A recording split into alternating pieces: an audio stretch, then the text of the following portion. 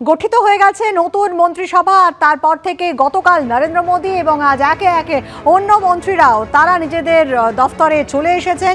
তারা যে নতুন দায়িত্ব সেই দায়িত্ব তারা কাঁধে তুলে নিয়েছেন। অমিত শাহ, জেপি নাড্ডা থেকে এস জয়শঙ্কর, অশ্বিনী বৈষ্ণব সকলেই কিন্তু নিজেদের যে দফতর সেই দফতরে আজ পৌঁছে যান। মন্ত্রক পাওয়ার পর একে একে নিজেদের দফতরে গিয়ে দায়িত্ব বুঝে নিলেন কেন্দ্রীয় মন্ত্রীরা। বেশিরভাগ কেন্দ্রীয় মন্ত্রী, বিশেষ করে বিগ ফোর যাকে বলা হয়, তারা কিন্তু আগে যেমন স্বরাষ্ট্রমন্ত্রক সামলেছেন অমিত শাহ স্বরাষ্ট্রমন্ত্রী ছিলেন, এবারও তিনি স্বরাষ্ট্রমন্ত্রী। অশ্বিনী বৈষ্ণব তিনিও কিন্তু রেলমন্ত্রী ছিলেন, রেলমন্ত্রী রয়েছেন। অন্যদিকে এস জয়শঙ্কর তিনি এবারও বিদেশ মন্ত্রী। শান্তনু ঠাকুর কেন্দ্রীয় জাহাজ প্রতিমন্ত্রী, আগেরবারও তিনি জাহাজ প্রতিমন্ত্রী ছিলেন, এবারও সেই একই দফতরের দায়িত্ব তাকে দেওয়া হয়েছে।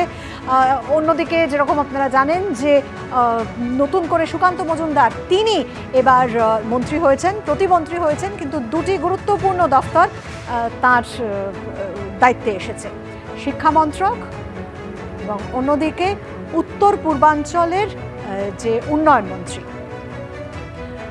দুটি দফতরের প্রতিমন্ত্রী হয়েছেন সুকান্ত মজুমদার। এই প্রথম তিনি মন্ত্রী হলেন এবং মন্ত্রী হয়ে দুটি দফতরের প্রতিমন্ত্রী হলেন সুকান্ত মজুমদার।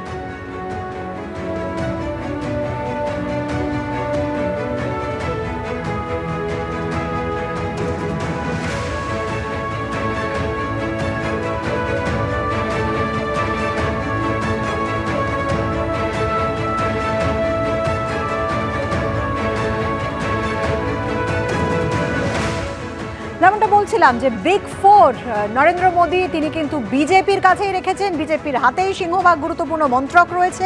বিশেষ রদবদল নয় মন্ত্রীদের, শরিকি চাপ সামলে মন্ত্রিসভা গঠনের প্রাথমিক রাউন্ডে জয় মোদীর, এমনটাই মত রাজনৈতিক বিশেষজ্ঞদের।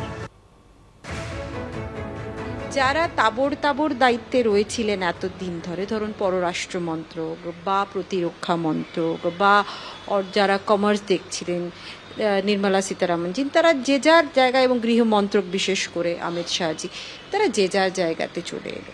হ্যাঁ, যেখানে আমরা জেডিইউ বা টিডিপির ভূমিকা বা অন্যান্যদের ভূমিকা দেখছি, সেখানে আমরা দেখছি নীতিশজির সঙ্গে যারা খুব একসময় অনেক দিন ধরেই যাদের খুব ভালো যোগাযোগ ছিলেন, ধরুন রাজীব রঞ্জনের কথা উঠে আসে বা রামনাথ ঠাকুরের কথা উঠে আসে, তারা মন্ত্রক পেয়েছে। কিন্তু আমরা যদি পার্সেন্টেজের দায়িত্বের দিক থেকে দেখি বা সংখ্যার দিক থেকে দেখি, এটা বলার কোনো অপেক্ষা রাখে না যে বিজেপিই কিন্তু আসল যে দায়িত্বভারের সিংহা অংশটা কিন্তু বিজেপির হাতে রয়ে গেল। এবং এটা এই অর্থে বলতে পারেন যে পলিটিক্যাল নেগোসিয়েশন যদি কিছু হয়ে থাকে, নিশ্চয়ই হয়েছে, অবশ্যই হয়েছে, একাধিক বৈঠক হয়েছে ফল ঘোষণার পরে। সেই দিক থেকে কিন্তু বিজেপির মানে দর কষাকষি বলুন বা আলোচনা করারই পদ্ধতি বলুন, তাতে কিন্তু নিশ্চিত তাদের একটা জয় আছে।